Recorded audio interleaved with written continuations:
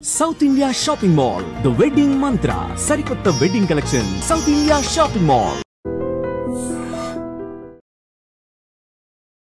Namaste, welcome back to IT Media, Healthy Conversations with Jhansi.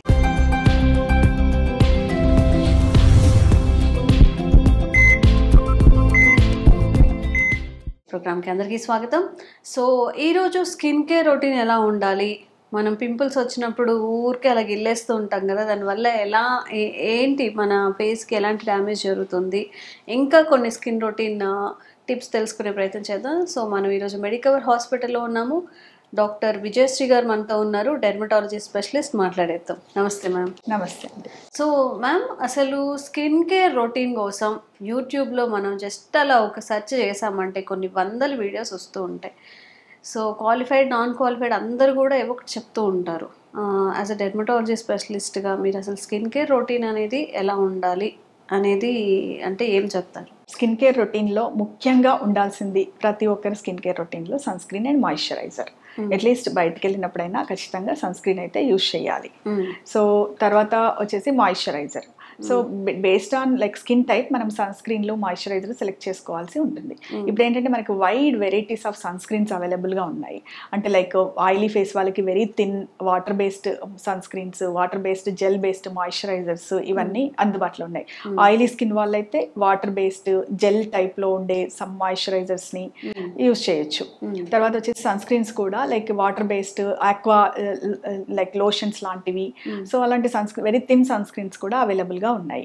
అంటే like non greasy, non comedogenic, matte finish అని, తర్వాత like water like ఎక్కువగా గ్రీజీగా ఉండకుండా ఉండే sun screens చాలా అవైలబుల్గా ఉన్నాయి. ఇప్పుడు ఆయిలీ స్కిన్ వాళ్ళు కూడా ఇదివరకు ఏంటి అంటే మనకు సన్ స్క్రీన్ ప్రిస్క్రైబ్ చేస్తే లైక్ ఇది చాలా జిడ్డుగా ఉంది అందుకని యూజ్ చేయట్లేదు అన్న ఒక కంప్లైంట్ ఉండేది.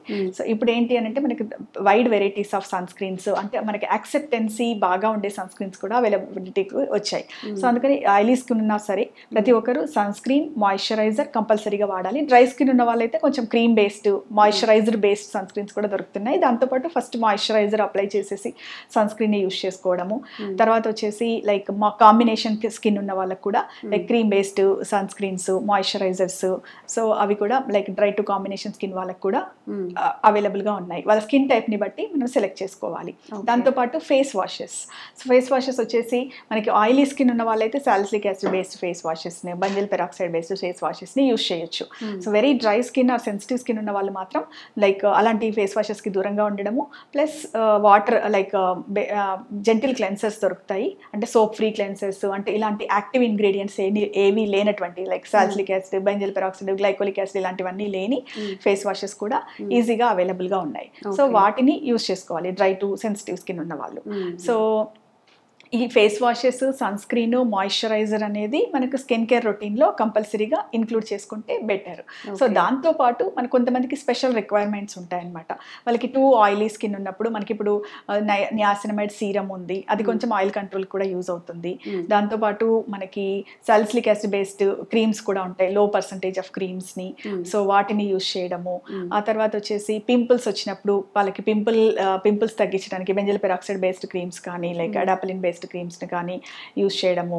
తర్వాత వచ్చేసి అంటే ఇవన్నీ యూజ్ చేసినప్పుడు కూడా వాళ్ళ స్కిన్ టైప్ని బట్టి కాంటాక్ట్ టైము అవన్నీ డిసైడ్ చేసుకొని యూజ్ చేయాల్సి ఉంటుంది. కొంతమంది ఏంటంటే లైక్ యాంటీ ఏజింగ్ పర్పస్లో రెటినాయిడ్ సీరమ్స్ యూజ్ చేయడము.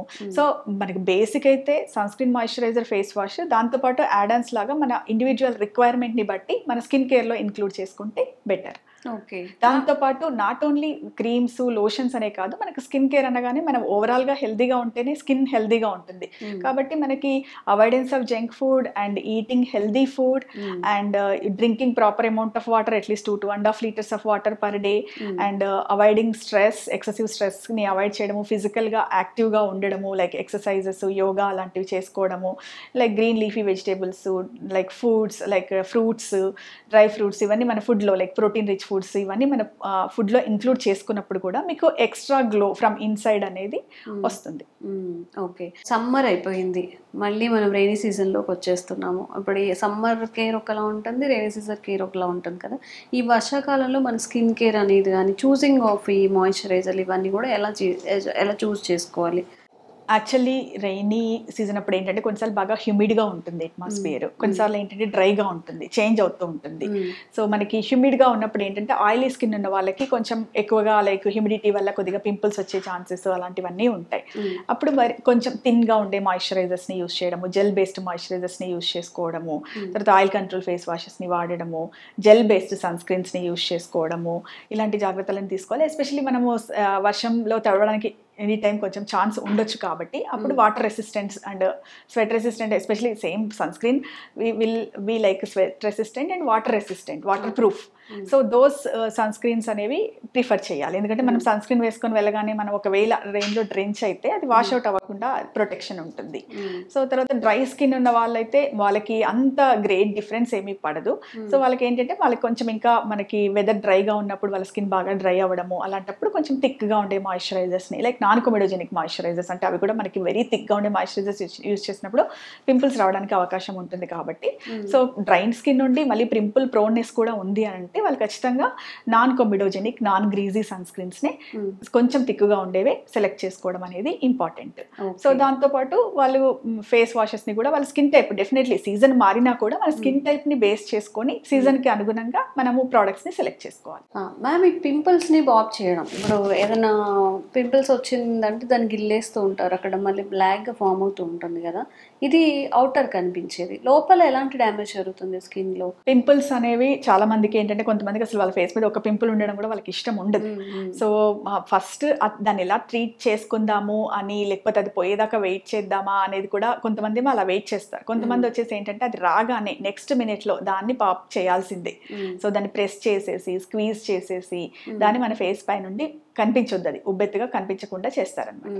సో అలా చేసినప్పుడు ఏమవుతుందంటే మనకి డీపర్ లెవెల్లో డ్యామేజ్ జరుగుతుంది.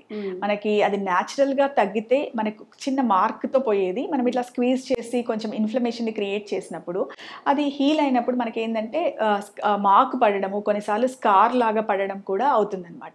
సో అప్పుడు మన న్యాచురల్గా పింపుల్ తగ్గినప్పుడు వచ్చే స్కార్స్ మార్క్స్ అనేవి కొంచెం త్వరగా తగ్గించడానికి వీలవుతుంది కొంతవరకు. బట్ ఏవైతే మనకి ఇలా హార్ష్గా ప్రెస్ చేసి తగ్గించినప్పుడు ఏమైందంటే పిగ్మెంటేషన్ వచ్చేసి డీపర్ లెవెల్లోకి వెళ్తుంది. యాక్నీ ఎక్స్కోరియే అంటారనమాట, వాటిని తీసేస్తారు ఆ పింపుల్స్ని.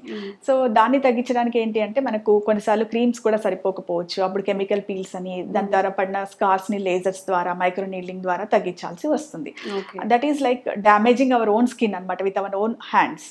సో బెటర్ ఏంటి అంటే పింపుల్స్ని పాప్అవుట్ చేయకుండా ఉండడము, ఆ తర్వాత లైక్ బెంజైల్ పెరాక్సైడ్ బేస్డ్ క్రీమ్స్ని కానీ రెటినాయిడ్ బేస్డ్ క్రీమ్స్ని కానీ జాగ్రత్తగా వాళ్ళ స్కిన్ టైప్ని బట్టి డాక్టర్ని సంప్రదించి యూస్ చేయడం అనేది బెటర్. పింపుల్స్ పాప్ చేయడం వల్ల అలాగే మన స్కిన్ కేర్ రొటీన్ అనేది ఎలా బెస్ట్గా చూస్ చేసుకోవాలి, దీని మీద మీకు ఒక అవగాహన వచ్చిందని అనుకుంటున్నాము. మరిన్ని మంచి వీడియోస్తో మళ్ళీ కలుద్దాం. Thank you. Thank you.